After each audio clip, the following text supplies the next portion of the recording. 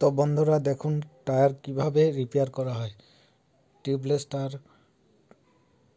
Whole বড় হয়ে গেলে ও তো বাইরে থেকে আর সারানো যায় না, ভেতরে খুলে রিপেয়ার করা যায়। এই পেরেক ঢুকে গেছিলো, পেরেক এ পাশে হয়ে গেছিলো।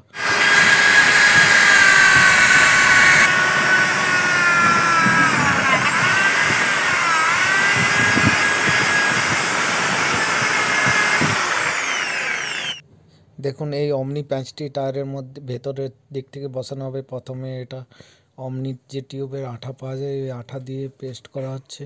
এরপর এই আঠা শুকনো হওয়া পর্যন্ত আমাদেরকে অপেক্ষা করতে হবে এবং এই আঠা শুকনো হয়ে গেলে এই প্যাঁচটি ভেতর দিক থেকে বসানো হবে। এই টায়ার ঘষার জন্য আপনারা সিরিজ পেপার ব্যবহার করতে পারেন, কিংবা আমি ড্রিল মেশিন, আমার কাছে ড্রিল মেশিন আছে, সেই জন্য আমি ড্রিল মেশিনে পাথরের চাকা লাগিয়ে আমি এটাকে ঘষলাম। এবার ভালো করে ঘষার পরে এই আঠা লাগিয়ে দিলাম। আঠা লাগিয়ে দেওয়ার পরে এই প্যাঁচটি বসানো হবে। এই পাথরের চাকা আপনারা 30-35 টাকাতে পেয়ে যাবেন মার্কেটে। এই দেখুন এবার এই প্যাঁচটির মাঝখানে কাটা থাকে, এবার এক সাইড কেটে এর উপরে যে প্লাস্টিক আছে প্লাস্টিক তুলে নিতে হবে আমাদেরকে। দেখুন এইভাবে আপনারাও তুলে নেবেন। এরপরে যেখানে হোল আছে তার উপরে আপনারা এটা বসিয়ে দেবেন। দেখুন লাগাবার প্রসেস দেখলেন।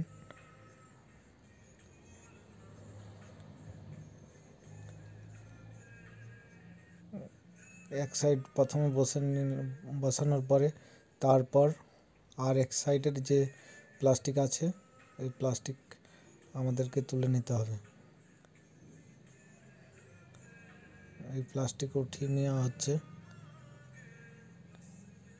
বসে গেল।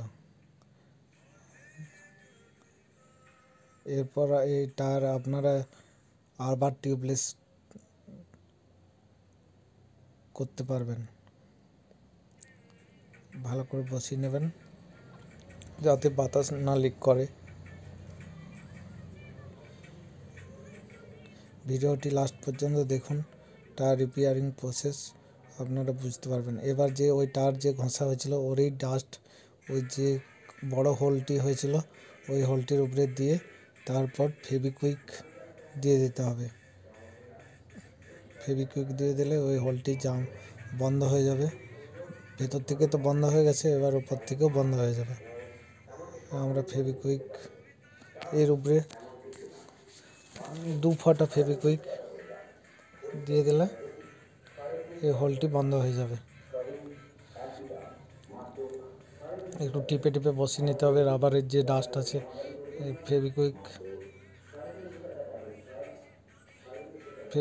দিয়ে দেওয়া হচ্ছে।